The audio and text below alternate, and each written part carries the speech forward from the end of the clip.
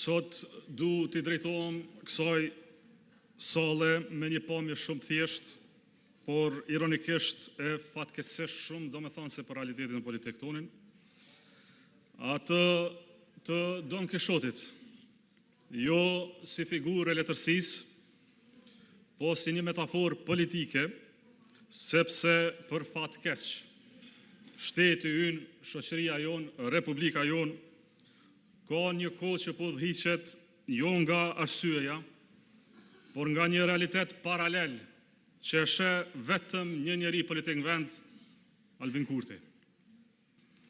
Për ju të pushtetit që bërtisni deksa flasim një këtu, që leximin nuk e keni pasur as dëshira, as qëllim, e duket as obligim,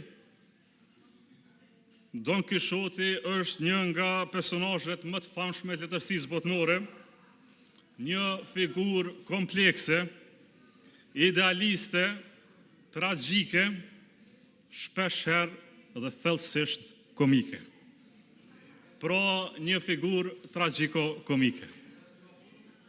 Sikurse Don Kishoti i Cervantesit, edhe Albin Kurti i Vetvendosjes, zhdohet çdo ditë, çdo mëngjes në një botë që ka kriju vetë. Dhe në atë botë, Albin Kurti i Vetvendosjes sheh dhe krijon veç kundërshtar. Kundërshtar që duan ta kthejnë Serbinë Kosovë, në atë kreve. Edhe ty, general Hadrxhonaj, edhe ty Ramosh, edhe ty Fatmir, edhe juve burra gra që keni luftu për lirinë e Kosovës. Pro gjithë ne në këtë salë duhet ta kthejmë në realitetin e Albin Kurtit Serbinë Kosovë. Kundërshtar që duan ta bllokojnë Kosovën, vendin tonë, vendin ku për dallim prej teje, ne i rrisim fëmijët tonë këtu, Albin. Pasurinë më të madhe që e kemi. Pra ne duhet ta bllokojmë edhe këtë vend, të fëmijëve tonë. Kundërshtar tjerë që punojnë ditë e natë pa ndërprerje që këtu mos me pas sukses. Po, këta kundërshtar janë edhe në parlament, edhe në parti, edhe në gjykat, edhe në prokurori, edhe në media, edhe në shoqëri civile, janë besa brenda vendit e jashtë vendit edhe tek aleatët tonë.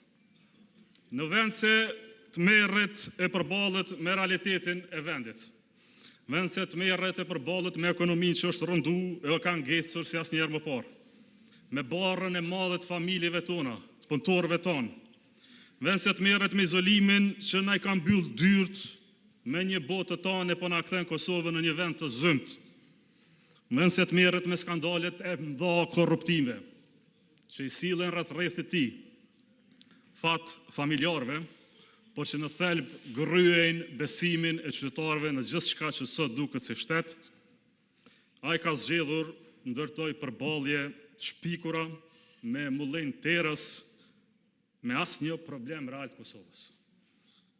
Sepse temat që i prekin qytetarët tonë nuk janë as qëllim as prioritet të tij. Po të ishin, do të ishin zgjidhur. Ose të paktën do të ishin provuar të zgjidheshin.